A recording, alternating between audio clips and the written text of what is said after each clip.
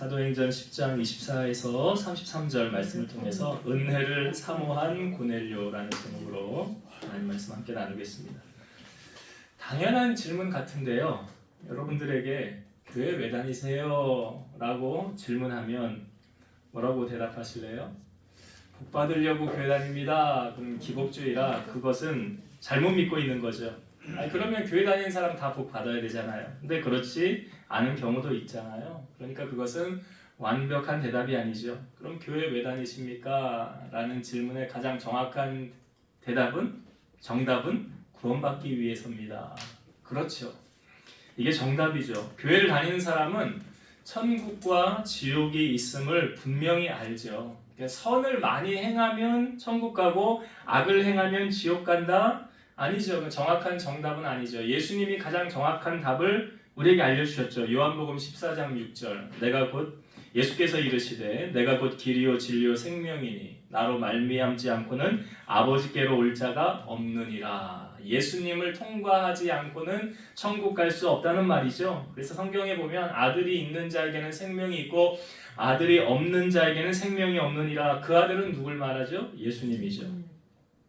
기독교의 복음에 가장 핵심이 되는 성경 구절 한 구절 뽑아봐라 하면 어떤 성경 구절이 될까요? 물론 많이 있어요. 근데 요한복음 3장 16절을 가장 성경의 복음의 핵심 되는 구절을 읽어볼게요. 하나님이 세상을 이처럼 사랑하사 독생자를 주셨으니 이는 그를 믿는 자마다 멸망하지 않고 영생을 얻게 하려 하심이라. 여기 복음 구원받는 원리를 다 알려주죠. 하나님이 세상을 사랑하셔서 독생자를 주셨대요. 누구예요? 예수님.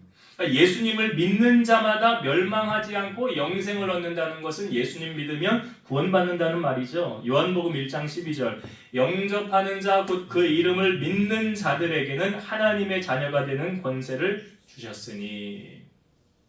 그러니까 예수님을 믿어야만 천국 백성 될 수 있는 거죠. 자, 그럼 질문을 제가 한 가지 더 해볼게요. 오늘이 성령 강림절인데요. 자, 성령 받지 않으면 구원받지 못한다. 다시 말씀드리면 성령 받아야 구원받는다. 맞아요? 틀려요? 성령 받아야 구원받는다. 아니다. 성령 안 받아도 나는 구원받는다. 이 정도는 이제 우리가 알고 신앙생활을 해야 되는 거예요. 자, 예수님하고 니고데모라는 사람은 산헤드린의 공회의원이에요. 오늘날로 말하면 국회의원급 되는 거예요. 예수님하고 니고데모가 그 밤에 니고데모가 예수님을 찾아와요. 그래서 이런 대화를 나눕니다. 니고데모가 예수님에게 이런 말을 하죠. 라비어, 우리가 당신은 하나님께로부터 오신 선생인 줄을 아나이다. 하나님이 함께 하지 아니하시면 당신이 행하시는 이 표적을 아무도 할 수 없음이니이다. 예수님이 니고데모에게 이렇게 말씀하십니다. 진실로 진실로 내게 이르노니 사람이 거듭나지 아니하면 하나님의 나라를 볼 수 없느니라. 그러니까 이 니고데모가 예수님의 말을 잘 이해를 못하고 이렇게 말하는 거예요. 주님, 사람이 늙으면 어떻게 날 수 있사옵나이까? 두 번째 모태에 들어갔다가 날 수 있사옵나이까? 이 거듭나야 된다는 표현을 엄마 뱃속에 다시 들어갔다 나와야 된다고 니고데모는 이해를 한 거죠. 그때 예수님이 이렇게 말씀하셨어요. 진실로 진실로 내게 이르노니 사람이 물과 성령으로 나지 아니하면 하나님의 나라에 들어갈 수 없느니라. 사람이 물과 성령으로 나지 아니하면 하나님 나라에 들어갈 수 없다라는 것은 예수님이 분명히 말씀하시기를 성령 받지 않으면 천국 갈 수 없다라고 말씀하신 거잖아요. 그러면 적용을 해봅시다. 나는 교회를 다니는데 나는 성령을 받았나? 아니, 내가 성령을 못 받으면 나는 천국 못 가는데? 그럼 난 성령 받은 사람 맞나? 로마서 8장은 성령장인데요. 로마서 8장 16절 성령이 친히 우리의 영과 더불어 우리가 하나님의 자녀인 것을 증언하시나니. 성령께서 뭐라고 증언을 한대요? 이 사람은 구원받은 사람이야 라고 증인서 주신다는 거예요. 성령께서. 그러니까 성령 받으면 나타나는, 그러니까 여러 가지 현상이 있죠. 각 나라 방언, 성령 임재시에 나타나는 성령의 은사. 제가 읽어볼게요. 고린도전서 12장 7절에서 11절 각 사람에게 성령을 나타나심은 유익하게 하려 하심이라. 어떤 사람에게는 성령으로 말미암아 지혜의 말씀을, 어떤 사람에게는 같은 성령을 따라 지식의 말씀을, 다른 사람에게는 같은 성령으로 믿음을, 어떤 사람에게는 한 성령으로 병 고치는 은사를, 어떤 사람에게는 능력 행함을, 어떤 사람에게는 예언함을, 어떤 사람에게는 영들 분별함을, 다른 사람에게는 각종 방언을 말함을, 어떤 사람에게는 방언들 통역함을 주시나니 이 모든 일은 같은 한 성령이 행하사 그의 뜻대로 각 사람에게 나누어 주시는 것이니라. 그러니까 내가 교회를 다니는데 이런 은사가 나에게 있다. 예를 들어 방언을 해요. 다른 사람 방언하는 거 통변도 해요. 그리고 병 고치는 은사가 있어요. 또 능력을 행해요. 그러면 그것은 확실하게 성령 받은 증거가 되는 거죠. 그런데 나는 그런 게 아무것도 없어요. 나는 은사도 없어요. 아니 그러면 나는 성령 못 받은 사람인가? 그러면 나는 아무 능력도 없고 은사도 없으니까 천국 못 가는 것인가? 그럼 난 성령 못 받은 사람인가? 라고 생각할 수 있죠. 그거에 대해서 성령께서 당신 성령 받은 사람이야 라고 정확하게 우리에게 알려주는 구절이 고린도전서 12장 3절이에요. 그러므로 내가 너에게 알리노니 하나님의 영으로 말하는 자는, 하나님의 영이 뭐예요? 성령으로 말하는 자는 누구든지 예수를 저주할 자라 하지 아니하고 또 성령으로 아니하고는 누구든지 예수를 주시라 할 수 없느니라. 이게 무슨 말이냐? 쉽게 적용을 하면 예수님은 나의 주인이세요, 나의 구주이세요 라고 고백하는 사람은 성령 받은 사람. 성령 받지 않으면 절대로 이 고백을 할 수 없어요. 그러니까 내가 성령 받은 사람인가 성령 받지 않은 사람인가는 이걸로 구분하면 돼요. 은사를 못해요, 방언을 못해요, 여러 가지 능력을 행하지 못해요. 그럼에도 불구하고 예수님이 나의 주인이십니다라는 진정한 마음속의 고백이 내 안에 있다면 그 사람은 성령 받은 사람이에요. 그러면 나는 구원받은 사람이구나, 나는 성령 받은 사람이구나. 여러분 세상 사람들에게 한번 해보라고 하세요. 예수님이 당신의 구원자이십니다라고 한번 얘기해봐, 고백해봐. 아니 말로는 할 수 있을지 몰라도 진정한 마음속의 고백으로 그거 될까요? 성령 받지 않으면 못해요. 그러니까 성령 받지 않으면 구원받을 수 없다는 거죠. 에베소서 2장 8절 너희는 그 은혜에 의하여 믿음으로 말미암아 구원을 받았으니 이것은 너희에게서 난 것이 아니요 하나님의 선물이라. 여러분 구원을 선물이라고 하잖아요. 자, 우리는 성부, 성자, 성령 삼위의 하나님을 믿고 있죠. 하나님은 어떤 일을 하십니까? 천지 만물을 창조하셨죠. 그리고 하나님께서 예정하셔서 우리를 많은 사람 가운데 택하시는 일을 하셨어요. 이게 에베소서 1장 4절에 우리를 택하사라고 말하고 에베소서 1장 5절에 그 기쁘신 뜻대로 우리를 예정하사 그랬어요. 그러니까 하나님의 부르심이 먼저예요. 하나님이 불러주지 않으면 누구도 하나님 앞에 나올 수 없다는 거죠. 하나님께서 우리를 불러주셨기 때문에 우리가 하나님 앞에 나올 수 있는 거예요. 그럼 두 번째, 예수님은 뭘 하셨어요? 십자가 위에서 보혈을 흘려주셨어요. 이게 뭐예요? 속량이잖아요. 대신 예수님께서 우리 대신 죄값 치르신 거예요. 우리가 담당해야 될 죄악의 짐을 예수님이 대신 지신 거예요. 그래서 이사야 45장에 보면 보라, 그러니까 사도 요한 세상 죄를 지고 가는 하나님의 어린 양이로다라는 표현을 하잖아요. 그가 찔림은 우리의 허물 때문이 되잖아요. 그가 상함은 우리의 죄악 때문이 되잖아요. 그가 징계를 받음으로 우리가 평화를 누리고 그가 채찍에 맞음으로 우리가 나음을 얻었도다. 그는 누구예요? 예수님이잖아요. 그러니까 예수님이 우리의 죄를 대신 짊어지시고 죽어주심으로 말미암아 우리의 죄가 사함받게 되는 거예요. 그러니까 사망에 거해야 될 우리가 생명으로 옮겨진 거예요. 누구 때문에? 예수님 때문에.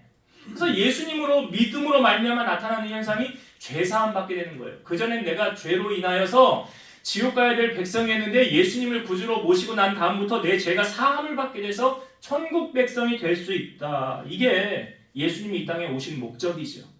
그러면 성부 하나님, 성자 예수님, 성령님은 제가 아까 로마서 8장에 말씀드렸죠. 성령은 우리가 하나님의 자녀인 것을 뭐 하신대요? 증언하신다. 증인이시라는 거예요.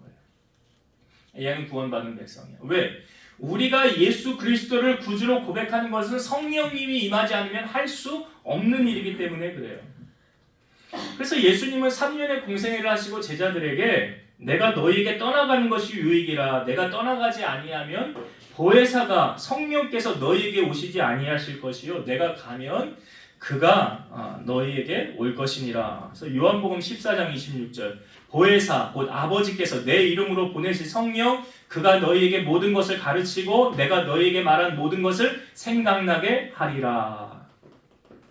자, 예수님께서 십자가에서 죽으셨죠. 그러나 사흘 만에 부활하십니다. 그리고 예수님은 이 땅에 40일을 계시죠. 부활하시고 40일을 계시다가 하늘로 승천하십니다. 승천하신 장면이 사도행전 1장에 보여지고 있죠. 자, 예수님께서 승천하시기 전에 마지막으로 제자들과 대화를 나누는 장면이 있어요. 자, 예수님이 제자들에게 이렇게 말씀하셨어요.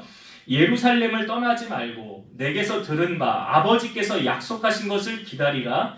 요한은 물로 세례를 베풀었으나 너희는 몇 날이 못되어 성령으로 세례를 받으리라. 예루살렘을 떠나지 말고 내게서 들은 바 아버지께서 약속하신 것을 기다리라. 그게 뭐예요? 성령이에요. 성령을 너희가 받을 것이다. 그리고 그들이 예수님에게 질문을 합니다. 주께서 이스라엘 나라를 회복하심이 이때니까? 라고 질문할 때 예수님께서 때와 시기는 아버지께서 자기의 권한에 두셨으니 너희가 알 바 아니요 오직 성령이 너희에게 임하시면 너희가 권능을 받고 예루살렘과 온 유대와 사마리아와 땅끝까지 이르러 내 증인이 되리라. 이 말씀을 마치시고 하늘로 올라가시죠. 구름이 가려 주님을 보이지 않게 되었죠. 그때 하늘을 쳐다보고 있는데 옆에 흰옷 입은 두 사람이 나타나서 이렇게 말하죠. 갈릴리 사람들아 어찌하여 서서 하늘을 쳐다보느냐? 너희 가운데서 하늘로 올려주신 이 예수는 하늘로 가심을 본 그대로 오시리라. 그러니까 예수님이 마태복음 24장에도 내가 천사들과 함께 구름을 타고 다시 이 땅에 올 것이니라. 그러니까 주님이 이 땅에 다시 재림하시면 세상이 끝이죠. 그때 끝나는 거죠. 예수님이 승천하시고 이제 제자들이 예수님의 유언과 같은 말씀을 이제 숙지했잖아요. 그리고 마가의 다락방에서 성경에 보니까 한 120명이 모여서 뭐 합니까? 기도해요. 성경에 보니까 마음을 같이하여 오로지 기도에 힘쓰더라. 이 전에 성경의 표현에 보면 마음을 같이하여 전혀 기도에 힘쓰더라 그래요. 예수님이 승천하시고 이제 10일이 지난 시점, 즉 예수님이 부활하시고 50일째 되는 날, 여기 성경에 사도행전 2장에 보면 오순절 날이라 표현을 하고 있는데요. 여러분 구약의 오순절의 의미는 초실절, 보리 수확의 첫 이삭을 드리는 절기에서 50일째 되는 날이라고 해서 칠칠절이라고도 하고 오순절이라고도 해요. 구약에서는 이렇게 해서 이 오순절을 지켰어요. 그런데 이게 신약에 와서는 어떤 의미로 변경이 되었느냐? 예수님께서 승천하신 그 첫 해, 그 오순절에 성령이 강림한 이후로 이제 이 오순절을 우리는 성령 강림절로 지키고 있다는 거죠. 그러니까 예수님이 12절 부활하신 시점으로부터 50일째 되는 날, 그 오순절이에요. 그리고 예수님께서 40일을 이 땅에 계시다가 하늘로 승천하시고 10일 뒤에 제자들이 기도함으로 성령이 임했잖아요. 그래서 그 오순절을 우리는 성령 강림절로 지키고 있는 거예요. 초대교회가 탄생하게 된 배경은 성령이 임함과 함께 시작이 됐습니다. 자, 초대교회가 어떻게 시작되어졌느냐? 사도행전 2장 1절에서 4절 말씀 읽어볼게요. 오순절 날이 이미 이름에 그들이 다 같이 한 곳에 모였더니 호련히 하늘로부터 급하고 강한 바람 같은 소리가 있어 그들이 앉은 온 집에 가득하여 마치 불의 혀처럼 갈라지는 것들이 그들에게 보여 각 사람 위에 하나씩 임하여 있더니 그들이 다 성령의 충만함을 받고 성령이 말하게 하심을 따라 다른 언어들로 말하기를 시작하니라. 이게 바로 교회의 시작. 성령의 임함과 더불어 교회가 시작되어졌다는 거죠. 우리가 사도행전을 다른 말로 뭐라고도 말하냐면 성령행전이라고도 말해요. 그래서 성령의 역사가 어떻게 나타나고 있는지를 생생하게 알려주는 성경이 바로 이 사도행전인데요. 오늘 본문은 특별히 고넬료로 정한 것은 모든 열방을 향한 하나님의 구원 계획이 있음을 알려주기 위함이죠. 디모데전서 2장 4절 하나님은 모든 사람이 구원을 받으며 진리를 아는 데 이르기를 원하시느니라. 사도행전을 보면 우리가 오늘 10장 말씀에 봤지만 9장의 말씀에 어떤 내용이 있습니까? 사도 바울이 다메섹으로 가다가 회심하는 장면이 나와요. 그래서 사도 바울이 가다가 눈을 떴는데 앞이 안 보이는 거예요. 근데 음성이 들리기를 누구십니까? 라고 말하니까 나는 네가 박해하는 예수라고 그러죠. 그러면서 사도 바울이 어떤 한 집에 들어가 있는데 주님께서 그곳에 있는 아나니아라는 제자를 사도 바울에게 보내서 네가 가서 바울에게 기도해주고 다시 눈을 뜨게 해줘라 그랬더니 아나니아가 뭐라고 그러냐면 저 못 간대요. 사도 바울 여기 왜 왔냐면 우리를 예수 믿는 사람들을 잡아서 옥에 가두려고 온 거 아닙니까? 저 못 갑니다 라고 이야기를 하는 거예요. 근데 그때 주께서 아나니아에게 바울에 대하여 이런 말씀을 하시죠. 이 사람은 사도 바울이죠. 이 사람은 내 이름을 이방인과 임금들과 이스라엘 자손들에게 전하기 위하여 택한 나의 그릇이라. 누가 택했대요? 주께서. 사도 바울 아무도 그를 변화시키지 못할 줄 알았잖아요. 근데 주님이 부르시니까 꼬꾸라지는 거 아닙니까? 변화되는 거 아닙니까? 근데 사도 바울을 향하여 말씀하셔. 내 이름을 이방인과 라고 말하잖아요. 임금들과 이스라엘 자손들에게. 그러니까 이 사도 바울 우리가 이방인의 사도라라고 말하는 이유는 그는 이방인에게 복음을 전하는데 앞장섰던 역할을 했던 사람이 사도 바울 아닙니까? 이제 1차, 2차, 3차 전도 여행에 나중에 서바나까지 스페인까지 복음을 전하는 그런 역할을 했어요.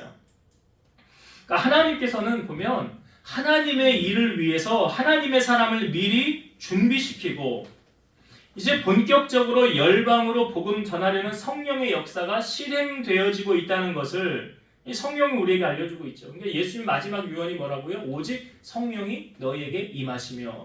전제 조건이었어요. 그러니까 이방 선교의 문을 여는 시작점이 바로 이 사도행전 10장의 고넬료를 통하여 시작이 되어지고 있다는 거죠. 이 고넬료라는 사람은 어떤 사람이냐면 이방인입니다. 고넬료는 유대인이 아니에요. 가이사랴에 주둔하여 있던 이달리아 부대의 지휘관인데 100명의 부하를 거느린 지휘관이에요. 그러니까 유대인 아니고 로마에서 지금 파견을 보낸 거죠. 이스라엘로, 가이사랴 지방으로 파견을 온 백부장이라는 거예요. 자, 이 고넬료를 성경이 우리에게 어떤 사람이라고 보여주고 있습니까? 이 부분은 한번 성경을 볼게요. 자, 사도행전 10장 2절 말씀을 한번 보겠습니다. 사도행전 10장 2절 말씀을 볼 때 어떤 시각으로 보냐면 하나님은 고넬료를 이렇게 평가하고 계시는구나. 고넬료는 이런 사람이구나. 라는 관점으로 왜요? 하나님은 가장 정확하시니까. 그렇게 한번 봤으면 좋겠어요. 제가 10장 2절 읽어볼게요. 그가 경건하여 온 집안과 더불어 하나님을 경외하며 백성을 많이 구제하고 하나님께 항상 기도하더니. 그는 경건한 사람이었고 온 집안과 더불어 하나님을 뭐 했대요? 경외하는 사람이었더라. 제가 경외에 대해서 늘 말씀드렸죠. 하나님에게 함부로 하는 사람 아니라 하나님을 두려운 마음을 가지고 공경하며 섬기는 게 경외라고요. 경외하는 사람이었고 또한 백성을 많이 구제하고 하나님께 항상 기도하는 사람이었더라. 여러분, 이 하나님께서 고넬료를 향한 이 평가는 1.1획도 더하거나 덧붙인 게 없어요. 있는 그대로예요.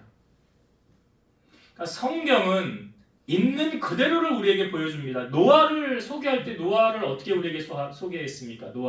노아는 의인이요 당대의 완전한 자라 하나님과 동행하였더라. 노아도 그렇게 소개했죠. 욥을 소개할 때는 어떻게 욥을 소개했습니까? 온전하고 정직하여 하나님을 경외하며 악에서 떠난 자. 빌립에 의하여 예수님에게 인도함을 받은 나다나엘이 예수님 앞에 올 때 예수님이 나다나엘을 향하여 하셨던 말씀이 뭐예요? 이는 참 이스라엘 사람이라 그 속에 간사한 것이 없도다. 그러니까 성경은 그 사람의 가장 정확한 면을 부각시키고 우리에게 보여주고 있는 거예요. 꾸며낸 구절이 한 군데도 없어요. 그렇다고 한다면 여러분, 이 성경에 기록된 이 인물이 하나님께로부터 이런 평가를 받았는데 우리는 하나님께로부터 어떤 평가를 받을까요? 여러분들은 하나님 앞에 섰을 때 이 고넬료가 칭찬을 받은 거 이 칭찬 아닙니까? 그런 것처럼 여러분들도 하나님 앞에 섰을 때 어떤 평가를 받을 거라는 거죠. 그런 거 그때 그 평가는 내가 이 땅 가운데서 어떻게 행하느냐, 어떻게 살았느냐가 하나님이 나에게 하시는 평가예요. 이왕이면 칭찬받는 여러분들 다 되었으면 좋겠어요. 자, 고넬료가 이러한 삶을 살았는데요. 제9시 기도 시간에 이 뒤에 본문의 내용은 여러분들이 나중에 시간이 되시면 사도행전 10장을 좀 읽어보세요. 제9시 아마 기도 시간에 하나님의 사자 천사가 나타났어요. 깜짝 놀란 거예요. 고넬료야 하면서 천사가 말하니까 깜짝 놀라서 두려워서 주여 무슨 일입니까? 할 때 천사가 이렇게 말하죠. 내 기도와 구제가 하나님 앞에 상달되어 기억하신 바가 되었으니 지금 사람을 요바로 보내어 베드로를 청하라. 여기 천사가 한 말에 여러분 좀 주목할 필요가 있어요. 내 기도와 구제가 하나님 앞에 상달되어졌다라고 말하죠. 그것은 이것이 심기어졌다는 거예요. 기도와 구제가 심기어졌어요. 그래서 하나님이 기억하신 바가 되었더라. 우리가 어떤 일을 행할 때요, 여러분 조심해야 되는 부분이 뭐냐면 사람에게 행하면 그 사람에게서 그 열매를 기대하잖아요. 내가 너에게 이렇게 했으니까 너도 나한테 이렇게 해야지. 우리가 하나님의 상급을 거두길 원한다면 예수님이 가르쳐 주신 대로 해야 돼요. 마태복음 6장 2절에서 4절. 그러므로 구제할 때에 외식하는 자가 사람에게서 영광을 받으려고 회당과 거리에서 하는 것 같이 너희 앞에 나팔을 불지 말라. 진실로 너에게 이르노니 그들은 자기 상을 이미 받았느니라. 너는 구제할 때에 오른손이 하는 것을 왼손이 모르게 하여 내 구제함을 은밀하게 하라. 은밀한 중에 보시는 너의 아버지께서 갚으시리라. 제가 예전에 이 말씀 드렸을 거예요, 여러분. 오른손이 하는 것을 왼손이 모르게 할 수 있어요, 없어요? 한 몸인데 어떻게 몰라요? 제가 이거 어떻게 해석하라고 그랬어요? 기억나세요? 오른손이 하는 것을 왼손이 모르게 할 수 없어요. 아니 한 몸이잖아. 몸이 따로 다르면 몰라도. 그런데 성경은 뭐라고요? 오른손이 하는 것을 왼손이 모르게 하라. 말도 안 되죠. 그래서 어떻게 해석하라고 그랬어요? 다 잊어버렸어요? 그렇죠. 역시 우리 집사님. 잊어버리라고 그랬잖아. 잊어버리라고. 내가 교회에 저것도 했는데, 내가 장로님 집에, 내가 권사님 집에 이렇게도 했는데 나한테 이게 뭐야? 이건 뭐예요? 자기 입으로 상급 다 받는 거라고 그랬잖아요. 오른손이 하는 것을 왼손이 모르게 하는 것을 빨리 잊어버려야 이게 뭐냐면 내가 나팔 부는 게 뭐예요? 내가 내 입으로 다 떠들고 다니는 거예요. 그러면 그 사람은 이미 상 다 받았어. 하나님 상급 없어요, 이 사람은. 근데 만약 하나님의 상급을 받으려면 어떻게 하라고요? 잊어버려라. 하나님 상급을 받으려면 잊어버려라. 그러니까 지금 고넬료의 구제를 하나님이 받으셨다는 것은 어떤 의미예요? 잊어버린 거야. 티내지 않은 거예요. 내가 하고도 자기를 드러내지 않은 거예요. 그러니까 구제는 은밀하게 하나님께서 이 상급을 주시도록 상을 받도록 내가 행하여야 된다는 거죠. 기도도 마찬가지예요. 자, 마태복음 6장 5절에서 6절. 또 너희는 기도할 때에 외식하는 자와 같이 하지 말라. 그들은 사람에게 보이려고 회당과 큰 거리 어귀에 서서 기도하기를 좋아하느니라. 내가 진실로 너에게 이르노니 그들은 자기 상을 이미 받았느니라. 너는 기도할 때에 내 골방에 들어가 문을 닫고 은밀한 중에 계신 내 아버지께 기도하라. 은밀한 중에 보시는 내 아버지께서 갚으시리라. 기도할 때도요, 이렇게 티를 내고 이렇게 사람들에게 보이고, 내가 말이야 당신 위해서 내가 얼마나 기도했는지 알아. 이거 다 상급 없어요. 오늘 상급은 어떤 사람에게 주신대요? 내 골방에 들어가 은밀한 중에 보시는 아버지께 기도하라. 은밀한 중에 보시는 내 아버지께서 갚으시리라. 그러니까 기도와, 지금 고넬료의 기도와 구제가 상달되었다는 것이 어떤 의미인지 아시겠죠? 이렇게 살았다는 거예요. 자, 하나님께서 고넬료의 기도와 구제에 상 주시려고 합니다. 어떤 상을 주시려고 할까요? 고넬료를 더 높은 자리에 올려주시려고 그럽니까? 권력을 주시려고 합니까? 아니면 금은보화, 재물을 주시려고 합니까? 세상 사람들이 추구하는 권력과 재물이 아닙니다. 갈라디아서 5장 24절. 그리스도 예수의 사람들은 육체와 함께 그 정욕과 탐심을 십자가에 못 박았느니라. 그리스도 예수의 사람들은 크리스찬이라고 한다면 세상 사람과 달라야 되잖아요. 세상 사람들이 추구하는 건 뭘 추구해요? 예, 그런 거 추구해요. 예. 근데 크리스찬은요 달라야죠. 그래서 마태복음 7장 6절 거룩한 것을 개에게 주지 말며 너희 진주를 돼지 앞에 던지지 말라. 그들이 그것을 발로 밟고 돌이켜 너희를 찢어 상하게 할까 염려하라. 거룩한 것은 개에게 주는 게 아니래요. 진주는 돼지에게 던지는 게 아니래요. 왜냐? 귀한 건 모르거든요. 지금 하나님께서 고넬료에게 뭔가 좋은 것, 귀한 것을 주시려고 하잖아요. 그래서 베드로를 청하라라고 말합니다. 베드로를 청하라. 그래서 다음날 고넬료가 보낸 사람이 이제 베드로가 있는 그곳에 도착을 하게 돼요. 근데 도착을 하기 전에 성령께서 베드로가 제6시에 그 옥상에 올라가서 기도를 하려고 합니다. 지붕에 올라가서 기도를 하려고 그래요. 우리 시각으로 정오 12시입니다. 근데 이때 환상이 보이는 거예요. 환상이. 어떤 환상이냐면 보자기에 각종 동물들이 이렇게 막 그릇에 이렇게 내려와요. 뭐 4발 가진 짐승, 여기 기는 것, 공중에 나는 새들, 이런 것들이 막 이제 내려오는데 소리가 있기를 베드로야 잡아먹어라 그래요. 그랬더니 베드로가 이렇게 말합니다. 주여 그럴 수 없습니다.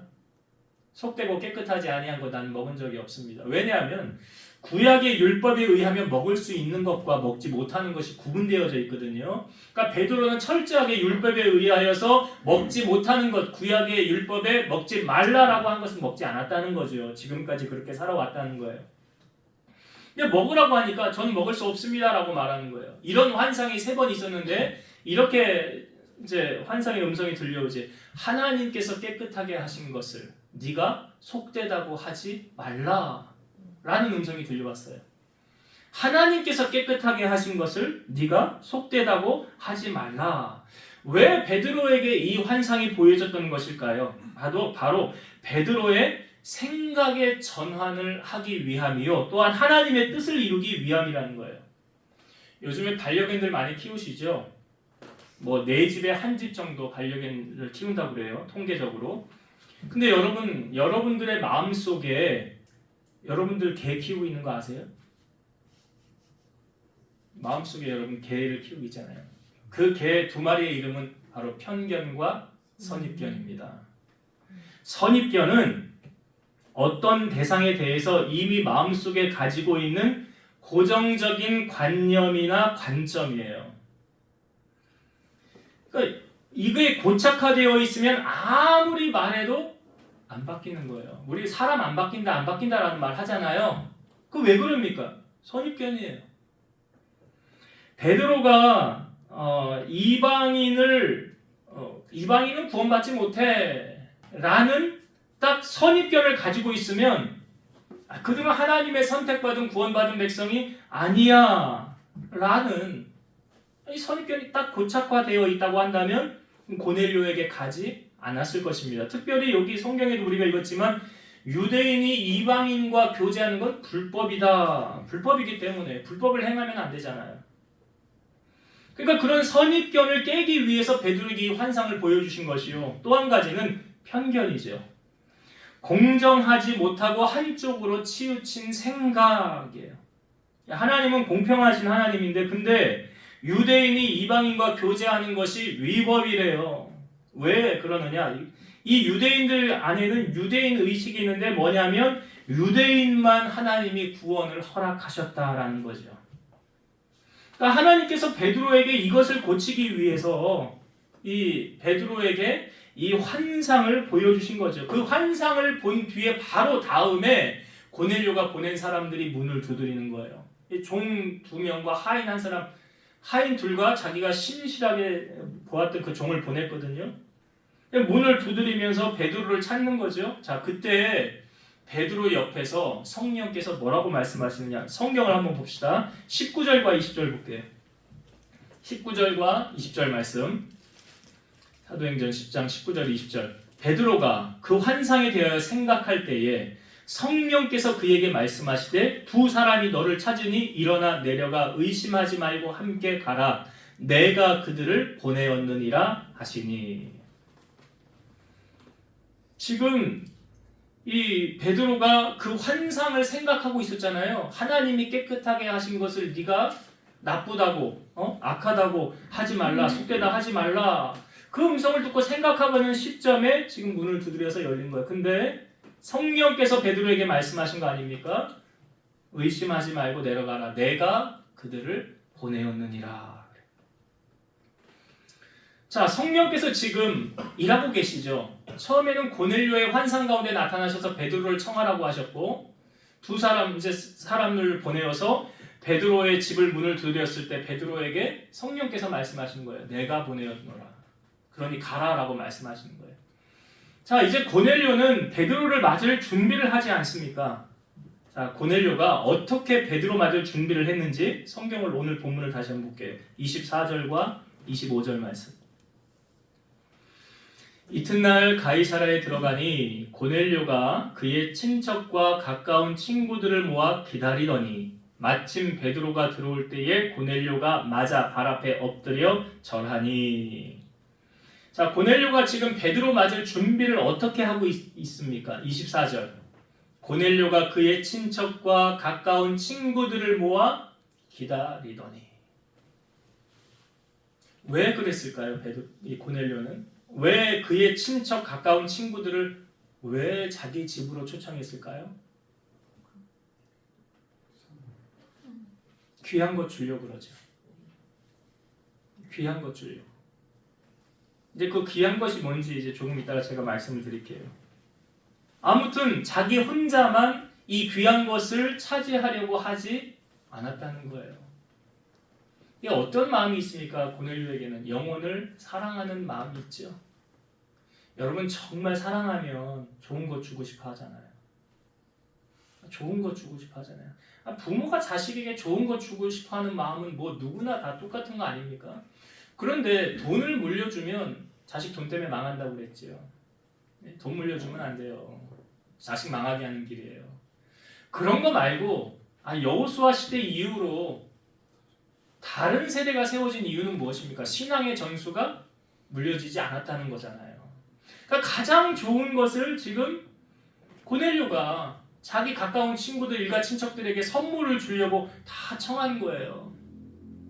이게 영혼 사랑하는 마음이에요. 여러분 영혼 사랑하는 마음이 있으면 그들을 주님 품으로 인도하려고 하는 그런 마음이 있어야 되는 거예요. 바로 고넬료가 품었던 마음이 그 마음이에요. 또한 고넬료는 참 겸손한 사람이구나라는 게 느껴지는 게 무엇입니까? 베드로가 왔을 때 어떻게 그를 맞이합니까? 발 앞에 엎드려 절하였더라. 발 앞에 엎드려 절하였더라. 33절 한번 볼까요?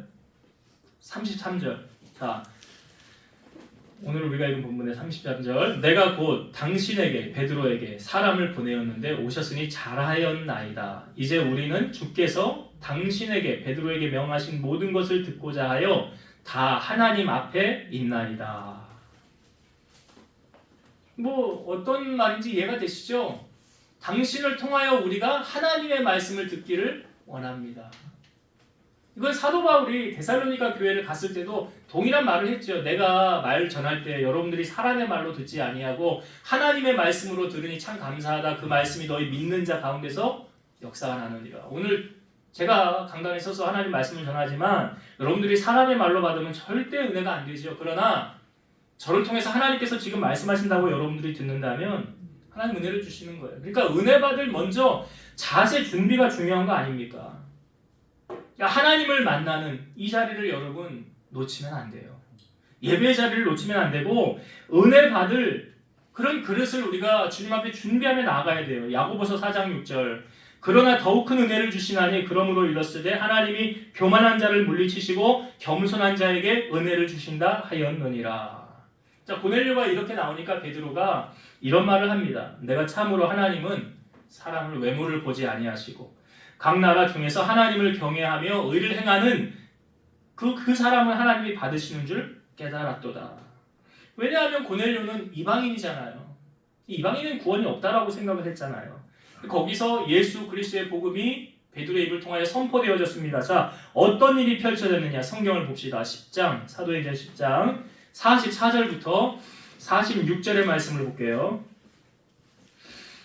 사도행전 10장 44절에서 46절. 베드로가 이 말을 할 때에 성령이 말씀 듣는 모든 사람에게 내려오시니 베드로와 함께 온 할례 받은 신자들이 이방인들에게도 성령 부어 주심으로 말미암아 놀라니 이는 방언을 말하며 하나님 높임을 들음이러라. 베드로가 말씀을 전하였을 때 그곳에 뭐가 임하였대요? 성령이 임하였더라 그랬어요. 그러니까 지금 베드로를 왜 청하라고 한 것입니까? 성령 부어 주시려고. 성령 부어 주시려고. 갈라디아서 5장 16, 17절. 내가 이르노니 너희는 성령을 따라 행하라. 그리하면 육체의 욕심을 이루지 아니하리라. 육체의 소욕은 성령을 거스리고 성령은 육체를 거스리나니 이 둘이 서로 대적함으로 너희가 원하는 것을 하지 못하게 하려 함이니라. 그러니까 하나님이 우리에게 주시려는 이 귀한 것하고 세상의 것하고는 반비례해요. 요한일서 2장 15절. 이 세상이나 세상에 있는 것들을 사랑하지 말라. 누구든지 세상을 사랑하면 아버지의 사랑이 그 안에 있지 아니하니. 그러니까 세상을 좋아하는 사람, 세상을 쫓아간 사람은 성령과 거리가 멀어지게 됩니다. 그래서 에베소서 5장 18절. 술 취하지 말라. 이는 방탕한 것이니 오직 성령으로 충만함을 받으라.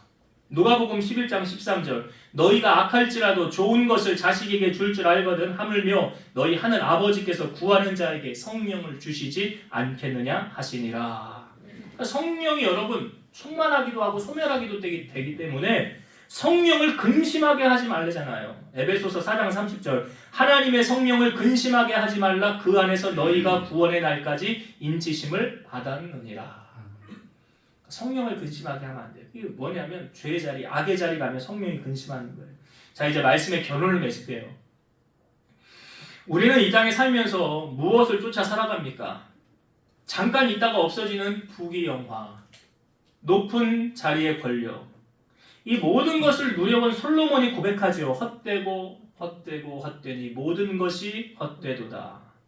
그러니까 썩어지고 없어질 것을 붙잡지 마시고 영원한 하나님의 나라, 그러니까 고넬료에게 부어주신 성령, 오늘 우리도 성령 받아야 승리할 수 있다는 거죠. 스가랴 4장 6절의 말씀에 보면 만군의 여호와께서 말씀하시되 이는 힘으로 되지 아니하며 능력으로 되지 아니하고 오직 나의 영으로 되느니라. 힘으로 능으로 안 된다는 말, 여기 다른 말로 좀 바꿔볼까요? 돈으로 안 되고요, 권력으로 안 되는 것이 하나님의 영으로, 주의 성령으로 될 수 있다는 거예요. 그러면 이 말씀에 여러분 우리가 성령 받아야 되잖아요. 성령 어떻게 하면 받을 수 있습니까? 공교롭게도 베드로가 사도행전의 두 가지 방법을 우리에게 다 알려주고 있어요.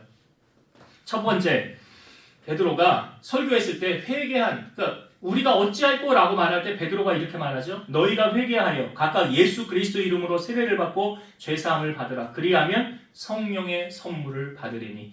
초대 교회에 어떻게 성령이 임했어요? 간절히 기도할 때. 회개. 여러분, 성령은 거룩한 영이기 때문에 더러운 마음에 임하지 않습니다. 그러니까 성령 받는 첫 번째 루트는 회개예요. 회개. 내 심령이 깨끗하게 되어져야 여기에 하나님의 영이 우리 안에 부어지는 거예요. 더러운 것에 임하지 않습니다. 성령은 거룩한 영이기 때문에. 그래서 회개하면서 기도할 때, 성령 찬해 보신 분들은 경험했을 거예요. 제가 설교할 때도 얘기했어요. 제가 20살인가 기도원 가서 집회했을 때 하나님 회개의 영을 부어서 회개를 시키는데 눈물 콧물 범벅이 되면서 몇 시간을 회개하고 난 다음에 하나님 기도하는데 혀가 꼬이고 말리면서 방언이 터지더라고. 회개하지 않으면 안 돼요. 회개해야 돼요. 내가 알고도 모르고도 지었던 모든 죄를 주님 앞에 다 내려놓고 회개하고 자복할 때 내 마음에 성령이 임하는 거예요. 그게 첫 번째, 성령 받는 비결. 두 번째는 무엇입니까? 오늘 베드로가 고넬료 집에 가서 뭐 했어요? 말씀을 전할 때 거기에 성령이 임하더라. 그럼 다른 말로 여러분, 예배 드리는 것, 말씀 듣는 것보다 중요한 것 없어요. 만사를 제쳐놓고 예배 드리는 일에 우선순위를 두어야 합니다. 왜 그런지 아세요? 요한 3서 1장 2절. 사랑하는 자여, 내 영혼이 잘됨 같이 내가 범사에 잘되고 강건하기를 내가 간구하노라. 영혼이 잘 돼야 뭐가 잘 돼요? 범사가 잘 돼요. 영혼이 안 되면 범사가 안 되는 거예요. 뭐가 먼저인지 여러분 우선순위를 어디에 둬야 되겠어요? 내 영혼이 잘 되는 일에 먼저 투자하고 헌신해야 돼요. 그래야 하나님이 나를 위하여 일하시는 거예요. 그래서 여러분이 성령 충만하도록 이런 기도에 힘쓰시고 말씀에 예배에 힘쓰는 여러분 되셔서 성령 충만하여 세상을 승리하며 살아가는 여러분 되시기를 주의 이름으로 축원드립니다. 기도하시겠습니다. 오늘도 살아서 역사하신 하나님 감사합니다. 우리 사랑하는 성도들에게 오늘 주신 하나님의 말씀을 우리 가슴에 잘 새겨서 이 험한 세상 성령 충만 받아서 믿음으로 승리하는 우리 성도들 되게 하여 주옵소서. 예수님 이름으로 기도드리옵나이다. 아멘.